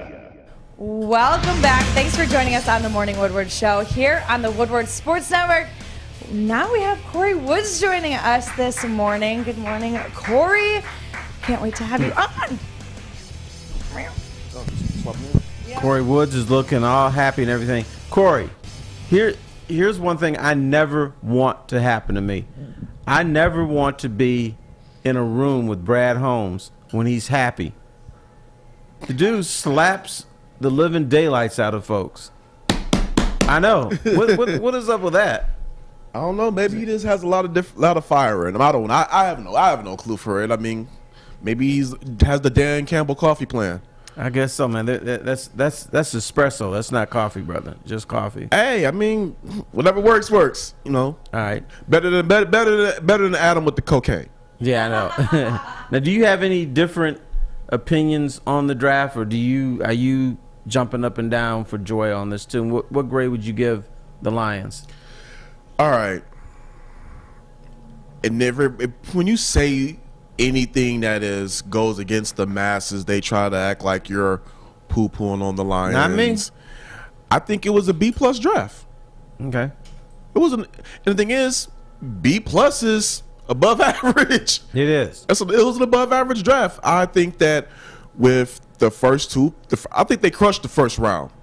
I think they crushed that. I mean, you go ahead and you get the edge rusher that you want. I mean, I was on the mindset of that if they were going to go edge, I think that they should have took Kayvon Thibodeau. Having said that, you still get one of the two top edge rushers. Thank God the Jacksonville Jaguars took Trayvon Walker, because I think Trayvon Walker would have been a same old Lions pick. So they got one of the two top edge rushers. They went aggressive. They went up and got one of the elite wide receivers, a guy that was still going to go first round anyway, even with the ACL injury. We do know ACL injuries are not what they used to be. Guys can come back a lot sooner and have a meaningful career to continue. I know everybody likes to use Adrian Peterson as the poster child. Here's the problem. I wanted to say something about that. I think people need to stop using Adrian Peterson as the poster child. He's an anomaly. I mean, there are other players that have come back from ACL injuries, but just stop using Adrian Peterson. That guy is a total freak. But again, just to back on point, Jamison Williams, it's a move that could definitely pan out.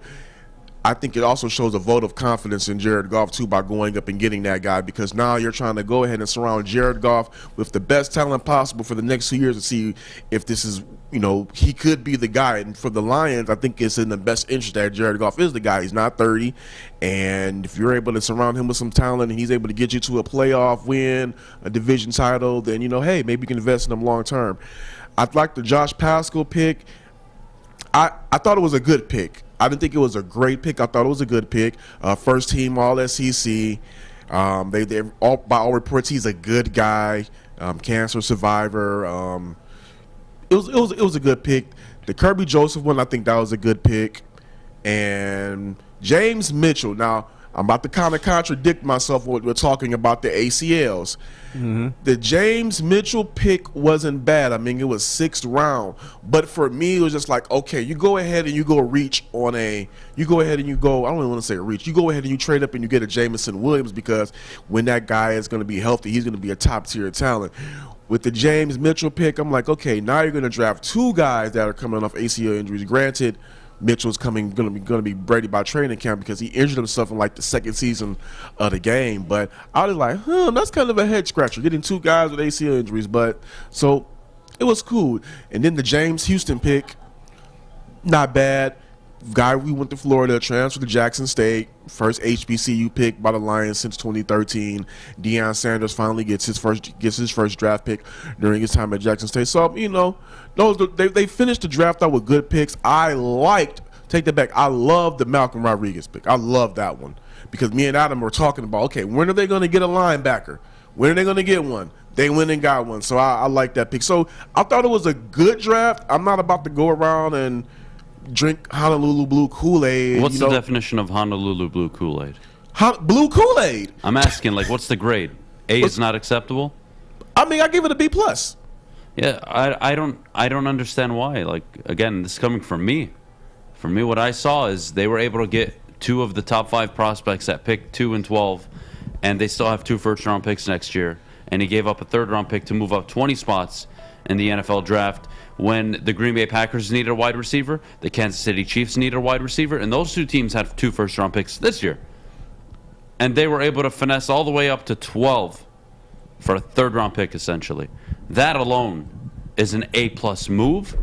They traded for a wide receiver instead of a safety or a defensive tackle, which I can appreciate, let alone a quarterback.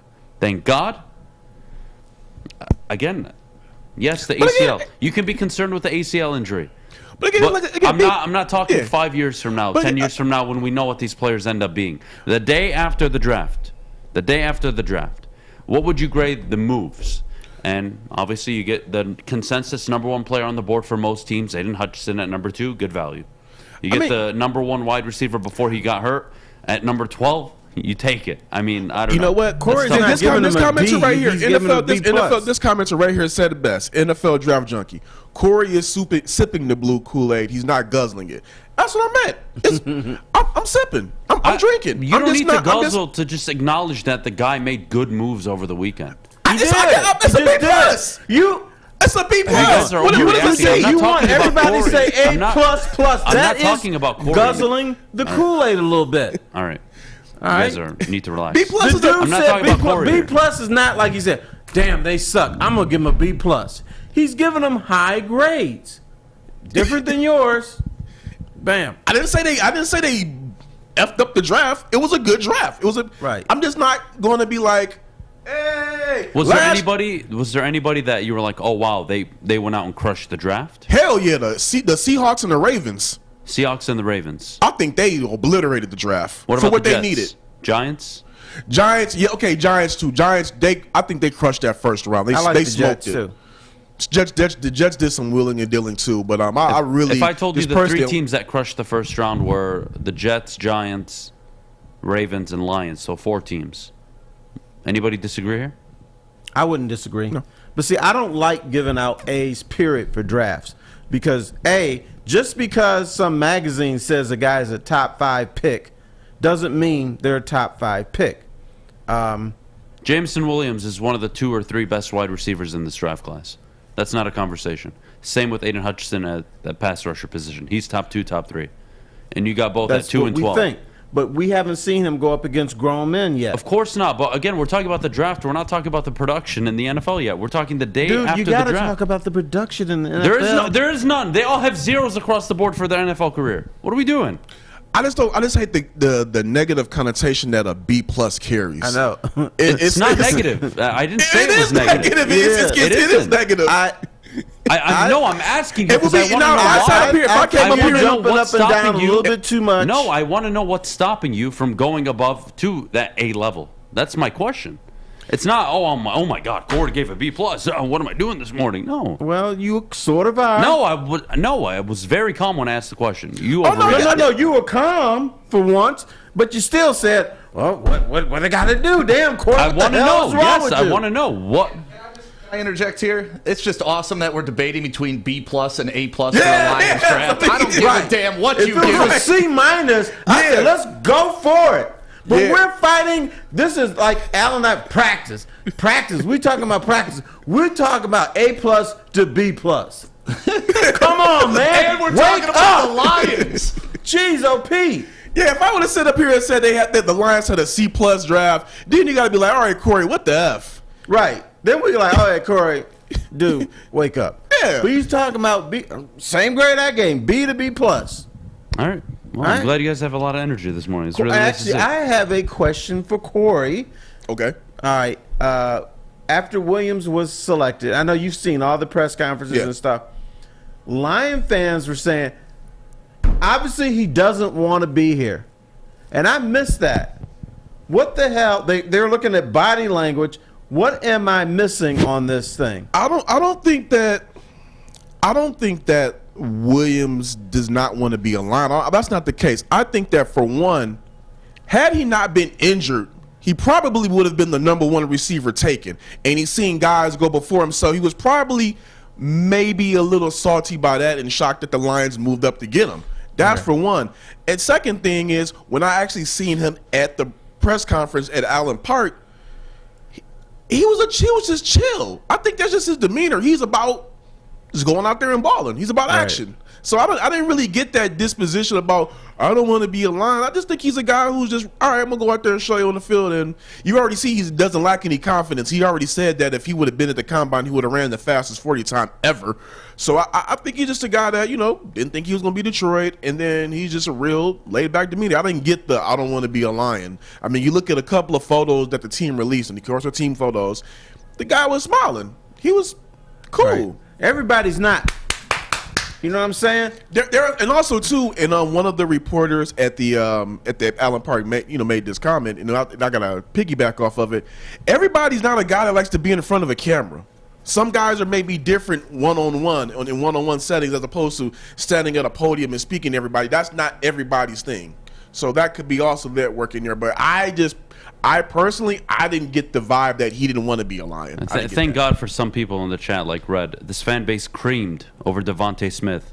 Jameson Williams is 10 times the player Devontae Smith was coming out of college. Absolutely right. Again, I'm not asking you, is it going to work? What I'm asking you is, given where they selected, right? What they did to trade up, what would you grade? Aiden Hutchinson, I think that's an A pick, right? Yeah. You can't go wrong picking at 2. It's kind of hard. To move up 20 spots for a third-round pick, that alone is an A+. Let alone to get a #1 wide receiver that your team is missing. Well done. I don't know. Maybe I'm drinking too much. God knows. This is my first day not fasting, so I'm feeling good. We need to head to break. When we get back, Corey, you want to stick around? We got to discuss what Lions fans can expect from rookies this upcoming season. Sure. Which ones will make an impact, which ones won't. But before we do, Maddie, could you tell everybody at home about our good friends over at Big Boy? Yes, I can. You guys know I just love to talk about food, and Big Boy has brought back their signature buffet. Treat yourself every weekend from 8 a.m. to 2 p.m. at your local Big Boy. Enjoy their favorites like eggs, bacon, sausage, grits, mushrooms, all of the above. Head on over to Big Boy, 8 a.m. to 2 p.m. on weekends. At Wing Snob, staying humble's not our forte. We just have better wings. We're back at it again with our crispy golden brown fries and our famous boneless wings. Juicy, tender, hormone-free chicken. Your favorite signature sauces with no bone. Just when you thought Wing Snob couldn't get any better. Order online at wingsnob.com today. Wing Snob. We just have better wings. Fellas, let's be honest. We like things to be easy. We like simple stuff, like sports 7 days a week. We like things uncomplicated, like Lady Jane's Haircuts for Men. Open 10 to 8, 7 days a week. Walk in anytime. Sign in, sit down, watch your favorite team play, and before you know it, your hair will be game ready. Open 10 to 8, 7 days a week. Walk in anytime. Lady Jane's Haircuts for Men. It's wicked awesome. Winning is a habit. So is listening daily to Woodward Sports. We're glad you're a winner, and thanks for listening. Well, guys, Guardian Alarm, they get it. They keep you safe and give you peace of mind. Whether you're at home or on the road, they're 24/7 local monitoring. Make sure what is important to you is safe. Call 1-800-STAY-OUT for peace of mind. That's right. You heard Fish. 1-800-STAY-OUT right now and let them know that Woodward Sports sent you. Monday. How do you not? Gotta love life sometimes. Fish reminds me of a parrot. Polly wants a cracker. Polly wants a cracker. Okay, was that your real voice, Fish? What, that? Yeah, just now. No, that was him messing around. That's him. Yeah. That's his parrot voice. Oh, Polly okay. wants a cracker. Oh, God. Well, we got Corey Woods back. What up? Welcome back, Corey Woods. Shut up, Fish. Shut the hell up. Jesus Why Christ. don't we make that a shirt? Why is not a shirt yet? What? Shut up, Fish. Because We're missing money. I don't know. Look, Corey, what can Lions fans expect from the rookies this year? I want to get your insight into what you believe picks. Let's just go through the first 4 picks, because those Okay. are the ones ideally I think we can all agree they're probably going to get a ton of snaps on the field. James Mitchell, will he make the team? Probably, but he's going to be playing behind Hawkinson. Walk me through Jameson Williams, Aiden Hutchinson, Kirby Joseph, and Josh Pascal. So Aiden Hutchinson, I think we can all agree he's probably going to end up being a day one starter. They're going to go ahead and throw him in that concept. I mean, just seeing off of how giddy Aaron Glenn was walking up to the podium to discuss the pick and the concepts and the packages they'll put him in. I believe that. I'm thinking first year, I don't know if he's going to be in a position to be like some defensive rookie of the year or anything like that. Not saying that he can't be. I just don't know if he's going to be in that position, but I think that I think they're going to put him in the best position to succeed his first year, and we'll see him make some great plays. We'll see a high motor guy out there, and that's honestly what the Lions need. They had some guys that were decimated by injury. Unfortunately, the Trey Flowers thing did not work out, so already they're going to be able to have the best ability out of him because he's going to be available. So I believe Aiden Hutchinson is going to be good. Jameson Williams, I honestly, even though they're saying that he's getting better as far as his rehab is going, he's ahead of schedule, I honestly wouldn't expect to see him in the first couple of weeks of the season. And I don't think that they should even throw him out there just yet. They're not in a position where this guy has to touch the field yet. You still have DJ Chark, Amon-Ra St. Brown, Quintez Cephas is going to be coming back. Josh Reynolds, Khalif Raymond is going to be they use him in a lot of variety of ways. So you don't need to rush Jameson Williams out there. Let him. I will let him sit for like the first 4 to 6 weeks. Honestly, you don't need to throw him out there for what? Just get him up. Just get him up to his top speed, and then boom, throw him out there and let the fireworks go. Because what happens too often in professional sports is that we got this shiny new toy. We got to let the fans see what he's like, and that's why they get injured. You bring him back too soon. So I'm willing to let him chill for a bit. Yeah, you don't need to throw him out there right now. I mean, they're not. I don't want to sit up here and say what the Lions' expectations are going to not be, but they don't appear to be right now contending for a title, so why throw this guy out there prematurely? Yeah, there's no need to throw him out there, but what I would say for Aiden Hutchinson and Jameson Williams is Aiden Hutchinson, expect a minimum of 6.5 sacks, 7 sacks at minimum. That's what I'd expect from a rookie edge rusher. And then Jameson Williams, depending on how many games, let's say it's just 12 games he plays, right? He misses the first 5. In 12 games, I'd like to see right around 50, 65 catches at the most, 800 yards, 4, 5, 6 touchdowns. Yeah, That's about right. I was thinking about that, thinking about 700 yards. You should. That would be a productive year if he didn't start the whole season, which I don't think most of us expect him to. What I would say is a guy like Kirby Joseph and Josh Pascal, this is where things get fun. Yeah. Because I think Pascal's going to line up on the interior, Corey, and on the edge. And I think they're going to move a Quard, a linebacker, for, I won't say the majority of the time, but he'll be lining up in a linebacker role. It just makes sense, given that they went Pascal at 46. And then with Kirby Joseph, expect Deshaun Elliott to move up in the box, Tracy Walker to move up in the box, and then you have your quote-unquote ball hawk safety with Kirby Joseph playing on the back lines. That, to me, it gives Aaron Glenn options. It gives him the tools we were discussing really before the draft, really when the season ended, it was get Aaron Glenn some tools to work with, and this guy will put together a good defense. You haven't addressed every need. You don't have stars at every position, but you improved a ton. Absolutely, on the defensive and side of the ball. I think the next year's draft is going to be the one where we go ahead and we really fill this out. Then you're going to have because you got the multiple high picks. So, but you got to get your quarterback. So you're going to give up something to get that person. Yeah, and we're also going to see what this quarterback class is going to look like. I mean, we got to see if these guys are going to even produce this season. Hopefully none of these guys get hurt. I mean, we're just talking about injuries. Look at James Mitchell. We're talking about whether he'll make the team or not. This guy came back for his senior year and got injured in his second game. Before that, he was going to go pro and probably would have been like a high, one of the top tight ends taken. So we got to see what this next quarterback class is going to do. Are these guys going to be healthy? Are there going to be any teams that would want to even trade with the Lions so the Lions can get up one of those top tier quarterbacks? Because who knows? Maybe one of those teams want to go get that guy. So we got to see how it plays out. But I just like what they're doing right now with just you got Goff under contract for a couple more years, surround him with the best talent. Just to go back on the other picks, the Pascal pick. I mean, him and Aiden Hutchinson, they were like 1 and 2 at the combine as far as the athleticism, the top athletic edge rusher. So kudos to Brad Holmes for getting those two guys. And as you already just broke down why the Joseph pick was phenomenal. So has there been any conversation about what trading up for Jamison Williams did to their board? Were they clear on, okay, now that we don't have a pick at 66, now we have to wait from 46 to 97? Did that change their mindset? I'm assuming it did. Has there been any conversations inside of Allen Park? Has anybody asked, hey, when you guys made the move for Jamison Williams, did it affect who you planned on taking in the second round? I don't recall him answering that per se, but I do know that he said that when he saw the chance to go ahead and move up and get a guy like Jamison Williams, they went ahead and were just. Brad Holmes said, I plan to be aggressive, and he wanted to go get his game changer. And again, you got a guy when healthy, he's going to have Tyreek Hill at speed. That's getting a game changer. So I got to go back and just double check and make sure I didn't miss anything on that point. But I didn't hear it.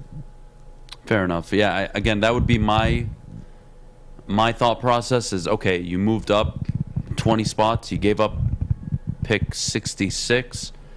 You have a 51 pick gap for the next time you pick. 50 players are coming off that board. I think Pascal realistically would have been there at 52, 56, 58. There was no way in hell he was going to be available at 66. No. And I think they did the right thing by making sure, in my opinion, they got their best player on the board, which was Pascal. And they got an edge rusher, man. I love that. Yeah, it wasn't a reach to get Pascal. It was just more so like, oh, I didn't expect that move. That's where I was coming from with that. Fair enough. Well, we are going to head to break. When we get back, the biggest winners and losers from the NFL draft. I think you guys already know who the biggest loser is. It's definitely the New England Patriots, Matt Patricia, who, by the way, Corey, did you know he's going to be their offensive coordinator this year? Hmm. Don't look at me like that. Oh, yeah, they didn't know who's, Belichick was trying to say, I don't know, we may not have an offensive coordinator, or it doesn't matter Matt Patricia is, quote-unquote, going to do a lot of work on the offensive side of the ball this year. Not the OC, but I just want you to just consume that information. He may not be the OC. They'll probably come up with some stupid term and. Are you trolling me right now? I've been having a long weekend. You're trolling me? No, it's the truth. You know what? If that happens, the Patriots deserve every bad thing that happens to them. Look, they won 6 Super Bowls. They deserve to go through this. They deserve Come on, they deserve like a 15-year. Yeah, they deserve a 15-year period of, that sucked. So, having said that, I'll tell you what doesn't suck. Making money on my bookie, and that's what I do every single time I get a chance to bet. And there's only one place I bet, which is my bookie. Bet from anywhere, anytime, using my bookie, of course. Sign up today using code Woodward. They'll match your first deposit. Take advantage of the free money. Take advantage of the NBA playoffs kicking off. Take advantage of the over-under win totals for NFL teams. Be my guest and have at it. Again, use code Woodward when you do sign up. And as always, if you have a gambling problem, call 1-800-270-7117.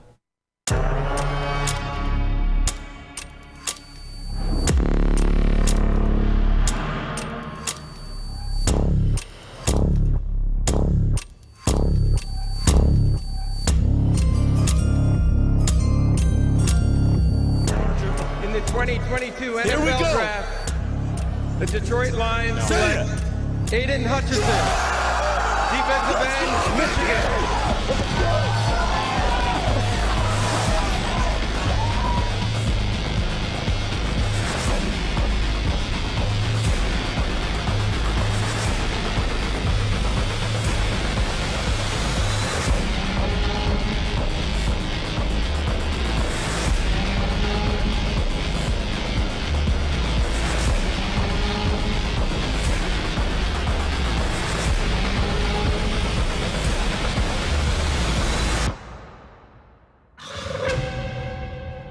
It took exploring 50 different formulas and hosting countless taste tests, but we believe Gypsy Vodka is the smoothest vodka on the market.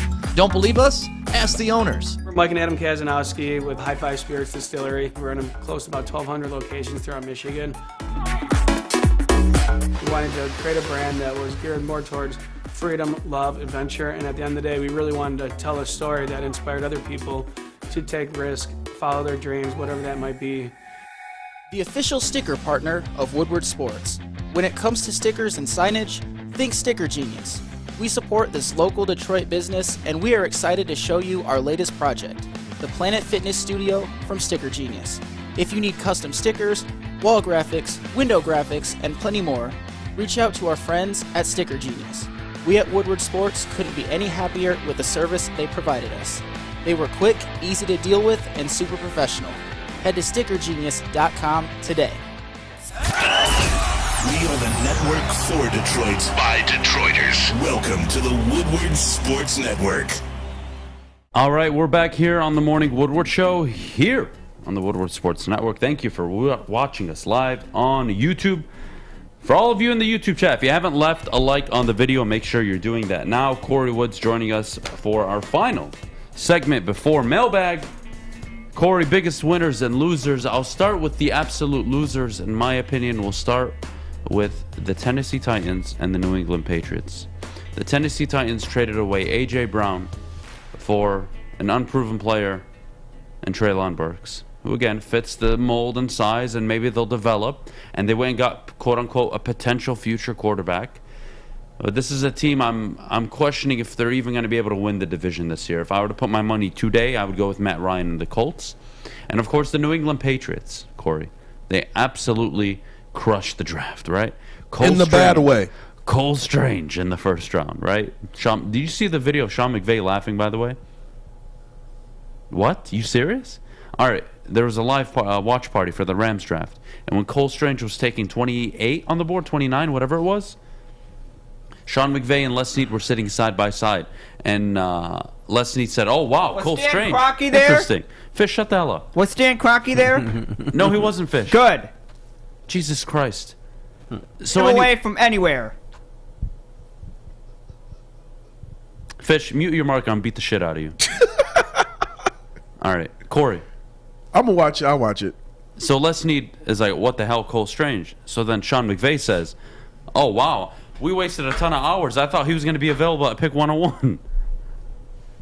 Yeah. It was pretty freaking hilarious. I probably didn't tell the story correctly, but you should go watch the video. It's actually hilarious. I'm just shocked that the Patriots went and got Bailey Zappi. That was oh yeah, after they take Mac Jones, who actually looks like a decent quarterback. Yeah, I didn't. Whatever. And Matt says that's what good franchises do. They draft the quarterback every year. Yeah, I don't. Unbelievable. Okay, and I'm not trying to get on his train and nothing like that, but when you got a Ryan Tannehill who's on the wrong side of 30, and he's serviceable, you can go ahead and take a chance on a guy like Malik Willis. But when you're the Patriots and you got Mac Jones, who should be your starter for years to come, taking a Bailey Zappi, and those guys are so close in age, that was very sense. That didn't make any sense to me. Carson Strong went undrafted, which I thought was super interesting. Is that because of his knees? I don't know, because that's a guy who I was thinking, as he kept slipping, I'm like, maybe the Lions might take him at the last minute, because even then I still think he would have been an upgrade over Blau and Boyle. Yeah, you can call it an upgrade. What I would say is I expect the Lions to sign a ton of undrafted free agents at the quarterback positions just to feel him out, just to see how it goes. Yeah, I mean, because I mean, like I said, no disrespect to David Blau, but the best highlight of his career was him cheering his wife in the Olympics. So I think they could have went ahead and got somebody in there, because you couldn't play him, and you saw what happened when they had Tim Boyle out there last year. So I just felt that okay, you don't want to go ahead and reach for your quarterback, cool, but you still need to get a backup. You need to draft a backup, and I thought Carson Strong would have. As he was slipping, I thought, like, okay, this is a guy that can probably just grab at the last minute. And I might be on the wrong side of this, but I'm glad he didn't get Sam Howell. I'm just sorry. I just didn't like his disposition. Baker Mayfield 2.0 wasn't interested at all in that pick. I would go to winners, the Ravens, doing what good franchises do, letting the board fall to you, being able to take a Kyle Hamilton at 14, being able to go up and get Tyler Linderbaum, center, I believe, out of Iowa. Good choice. They got some good players later on in the draft. Ravens had a good draft. I'm not as sold on the Seahawks as all of you are, clearly. I didn't think the Seahawks, quote-unquote, crushed it. I thought Charles Cross, good pick. Offensive lineman, need, great. Boye Mafe was always going to be a project, just like Josh Pascal is. It's kind of like, all right, what are you getting here in this player? Kenneth Walker, I thought home run for sure. I like the idea of the picks because they went Mafe and Walker back-to-back. I'm like, okay. You're sticking with the identity. I felt that I think if any team should have drafted a quarterback, I felt that they should have. I mean, they must know something about Drew Lock that I don't or nobody else does, but I felt that they are a team that really should have been looking at grabbing somebody high. Who knows? Maybe they should have drafted Sam Howell. Who knows? But they needed to get a quarterback. So, are we selling too much stock into what the Jets were able to accomplish over the weekend? I don't know if you're selling too much. I think that just seeing how the Jets have drafted in past years, and you see them do this, is just like, oh, what the hell? If you were covering the team, or let's say you were a fan of the team, and I told you that you have a rookie quarterback going into his second year now. Mm-hmm. He struggled his first year. He didn't have anybody to throw to outside of Corey Davis and Braxton Berrios. And I told you get Garrett Wilson, Sauce Gardner, Jermaine Johnson in the first round. You look at me and be like, holy hell, how'd they pull that off? There were Lions fans wanting Jermaine Johnson number 2 overall, Corey. Now, those are fans. They take don't count. Their opinion with a pinch of salt, but I think most NFL scouts and NFL analysts had Jermaine Johnson being a mid-first round pick, 18 to 24. Yeah, he wasn't slipping out the first. So they Jets, as far as value, they got a lot of great value in that first round. Absolutely. Well, Corey, thank you so much for hopping on this morning with us. Appreciate it a ton. We will be right back in about a minute. We're going to go to mailbag, so everybody get your questions lined up in the chat. But before we do, I got to tell you about Planet Fitness, home of the Judgment-Free Zone, of course, sponsors of the Woodward Sports Studio, the official studio sponsor. Check them out. $0 down, $10 a month to get started. Your fitness is essential, both mental and physical health. As somebody that goes to the gym 4 or 5 times a week when I can, it is very important that you keep yourself in shape. It gives you 30, 40, 50 minutes a day. Just reserve that time for you. It'll change your life. That I can guarantee you, and make sure you do it at Planet Fitness. Tell them Woodward Sports sent you. I'm Kay Cunningham. I'm proud to partner with Hall Financial, the mortgage company known for 5-star service. Don't just take my word for it. Check out their 5,000 5-star reviews for yourself. Go to callhallfirst.com and get started with your 5-star experience today. 6 dark corners, a driveway and a patio, 5 windows that could become doors. Every house has unique security challenges. Guardian Alarm has more tech, more team, and more ways to help keep them all safe. Get a professionally designed and installed security and smart home system from Guardian Alarm. Sign up today and get a free video device. Guardian Alarm. Smart, right from the start. Call 1-800-STAY-OUT. Summer in the D is just around the corner, and Woodward Sports is ready for all the heat. Go Tigers! From Detroit's #1 sports network, Woodward Sports. Welcome back. Thanks for joining us on the Morning Woodward Show here on the Woodward Sports Network. It's mailbag time, so get your questions in the chat. Guys, do you have a question that you would like to start with? Yeah, absolutely. We'll start with Luke G. Luke G asks, what is the best and worst Lions draft pick? Terry, I'll let you go first. This year? This year. The best is obviously Aiden Hutchinson. a game changer. It's something that they really needed. The worst, I don't know. Will ask me during training camp. I'll say James Mitchell is the worst pick that they could have done.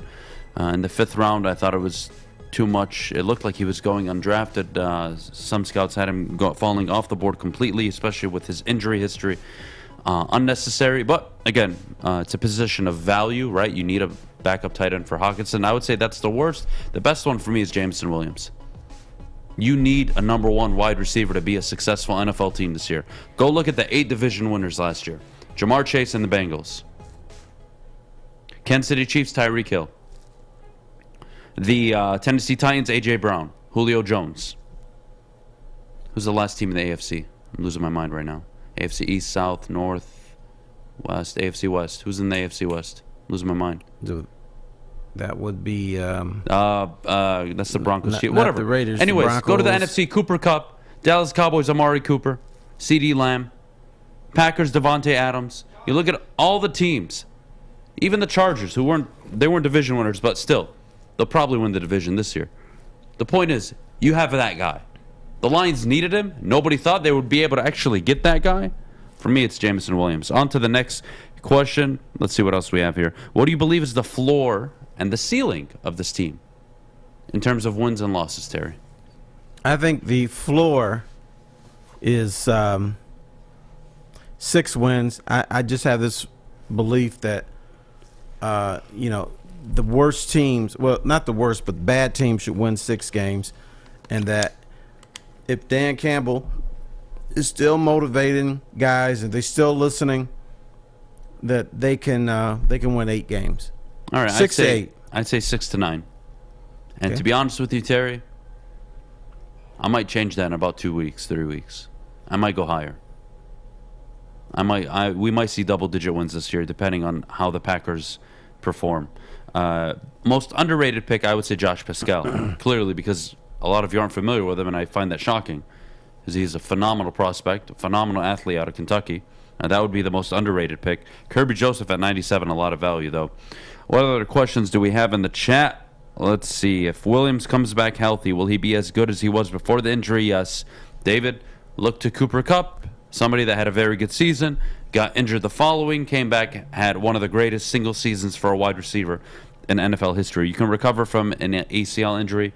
Look to Adrian Peterson's MVP season. I think the worst case, well, not the worst case scenario, but maybe we might see a tick or two slower in his 40 time, maybe. And I'm talking about minuscule hundreds of seconds, but yeah, he should be pretty close to what he was before. Maybe he won't be 100%, but 95% of what his 40 time was before. Absolutely, and I think again that number 6 as a win total. If you can get more than 6 wins, you're a 7-10, 8-9, dare I say 9-8, 10-7 football team.